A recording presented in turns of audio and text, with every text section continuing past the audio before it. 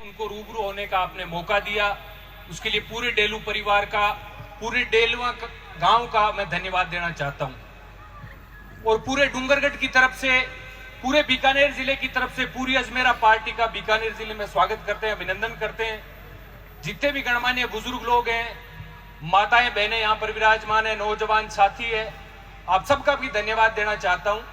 सर्दी का मौसम है, उसके बावजूद आपकी राजस्थानी भाषा के प्रति आपका प्रेम जो आपको जोड़कर यहाँ पर बिठाए रखा है, उसके लिए आप सब लोगों का धन्यवाद देना चाहता हूं। जागरण का मौका है, कोई राजनीतिक मंच नहीं, इसलिए बाकी कोई बातें करने के अलावा मैं इतना ही निवेदन करना चाहता हूं। जहां भी जाते हैं एक जरूर निवेदन करते हैं, मन में टीस रहती है, क्योंकि किसान परिवार के आने वाले बच्चे हैं, किसान परिवार से आने वाले नौजवान हैं, तो किसान की बात जरूर करते हैं। बुजुर्ग लोग बैठे हैं, साफे वाले लोग बैठे हैं। जब बुजुर्गों की पगड़ी को उछाला जाता है, जब देश के अंदर आंदोलन 1 साल तक चल जाए, 600 किसान शहादत दे दे, तो तकलीफ तो होना लाजमी है साहब, दर्द जरूर होता है। क्योंकि पिताजी खेती करते हैं, परिवार खेती करता है, पूरे रिश्तेदार खेती करते हैं। जहां भी जाते हैं अगर किसान को चोट लगती है तो निश्चित तौर पर मन में टीस होगी, मन में दर्द होगा। बुजुर्ग लोग बैठे हैं, मैं आप सब नौजवान साथियों से निवेदन करना चाहता हूं, बड़ी मुश्किल स्थितियों के बाद में ये आज स्थितियां जाकर सामान्य हुई है। 70, 80 वर्ष के बुजुर्ग बैठे यहाँ पर, आप पूछ लीजिए इनसे। आज डूंगरगढ़ का पूरा लहलाता ये क्षेत्र जो आप देख रहे हैं, इस तरह के खेत नहीं थे पहले यहाँ पर। पीने के लिए पानी भी कुएं से निकालने के लिए ऊंट से जोड़कर पानी निकालना पड़ता था। पढ़ाई करने के लिए कोई बड़े बड़े उद्योगपति व्यापारियों के बच्चे पढ़ लेते थे, अलग बात है।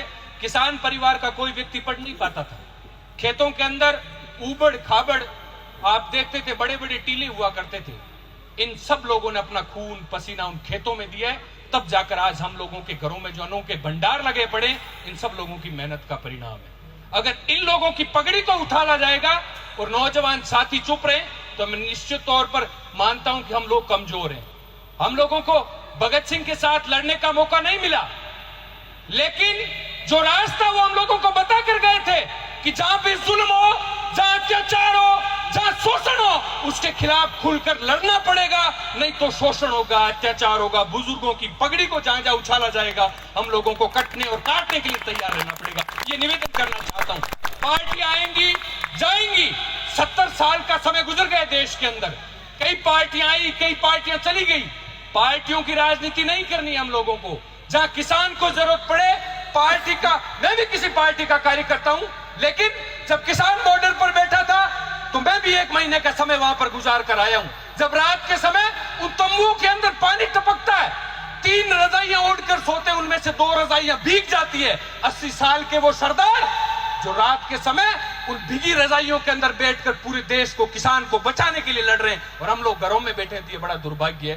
मेरा आप सब लोगों से यही निवेदन है, सरदार वो कौम है जिसने इस देश की खेती को बचाने के लिए कसम खा रखी है और देश की बॉर्डर पर बैठे हैं, और हम लोग घरों में बैठे हैं। मैंने एक हमारे बीकानेर के एक नौजवान साथी से पूछा था, मैंने कहा शाहजहांपुर बॉर्डर चल रहे हैं, आपको भी चलना चाहिए, क्यों दाढ़ी कितना रुपया दही बढ़ चाला जरा।